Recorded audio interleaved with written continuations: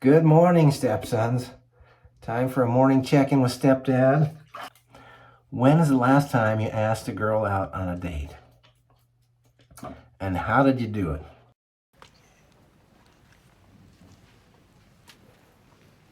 Or have you done it? Have you heard about the dance? Yes. Have you met anyone to ask yet? That's a scary thing, especially the first time or early on as you're entering and living in adolescence. What happened to you? You just asked Fleur de la Cour out. And you want to ask someone out. Because what if they say no? That's going to be scary. You don't want the rejection.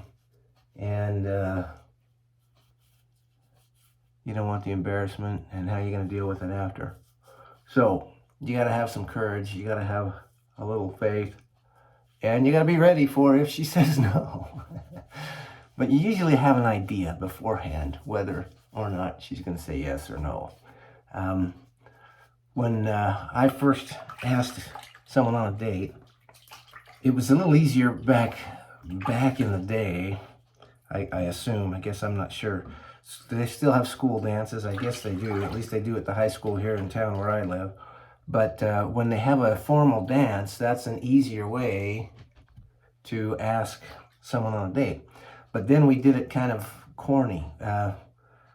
So one gal, I baked a cake. Gosh, it's like, dang, it's like Napoleon Dynamite.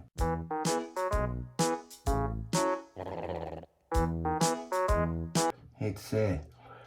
Bake a cake that said, will you go to the dance with me? Dang, now I feel like I'm Napoleon Dynamite. Well, nobody's gonna go out with me. And I was asking a girl, she was hot. And I wasn't Joe Athlete, so I didn't know if she'd want to or not. Girls only want boyfriends who have great skills. As it turned out, she'd been asked by some guy that she didn't want to go with already. She hadn't answered him yet.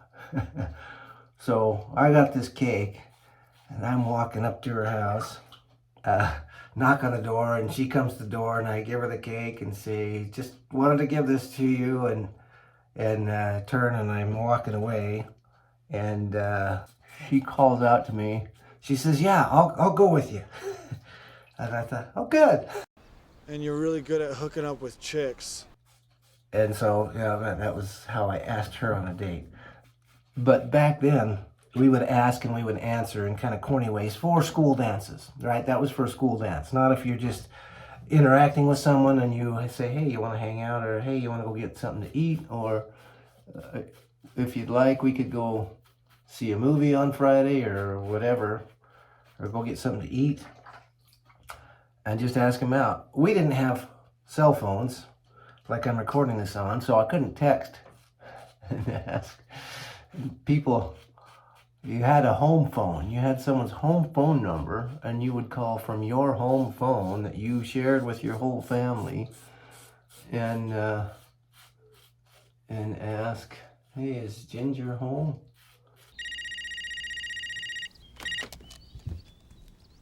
Hello? And if she was, you would talk to her, and that was always kind of scary too at first, until you could sense that there was some mutual interest. So why do you date? That's why you date, right? If the answer to that question is so you can have sex with someone, that's the wrong answer, okay? That is not why you date. You date to get to know somebody, to find out if you're compatible. I'm 100% positive that she's my soulmate. If you think you date so that you can have a sex partner, well, then you're setting yourself up to be the kind of dad that you don't have, because that's what you're going to do. You're going to invite children into the world that you're not going to be a father for. That is why you don't date just to have sex. Understand that. That's the choice you're making if you do that. So, you can have a lot of fun dating. You should be dating. In fact, on the Map to Manhood, one of the tracks, there's only 4 tracks, and one of them is relationships because it's so important. And there's no relationship more important then that relationship that could develop into your future spouse. I'm sure there's a babe out there for you too.